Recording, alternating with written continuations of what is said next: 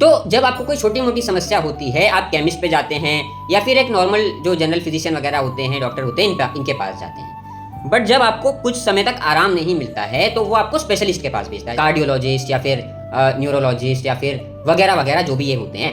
अब ऐसे ही अर्जुन के साथ हो रहा था कि अर्जुन ऊपर ऊपर सब चीज़ों को समझ गए थे। स्टार्टिंग में जो जनरल फिजिशियन जैसे कि उनके गुरु थे, उन्होंने उनको काफ़ी चीज़ें समझाई थी, उसके बाद वो यहाँ तक पहुँचे थे।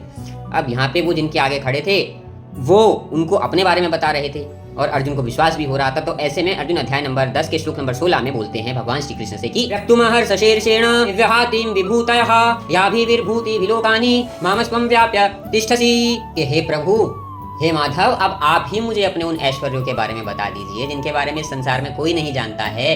आप ही बता दीजिए कि आप इस संसार में किस तरह से उन ऐश्वर्यों के बीच रहते हैं और वो ऐश्वर्य किस तरह से आपसे ही व्याप्त होते हैं। जैसे कि हे भाई स्पेशलिस्ट डॉक्टर, मुझे बता दो कि फलानी रिपोर्ट में ऐसे आ रहा है तो मुझे क्या करना है।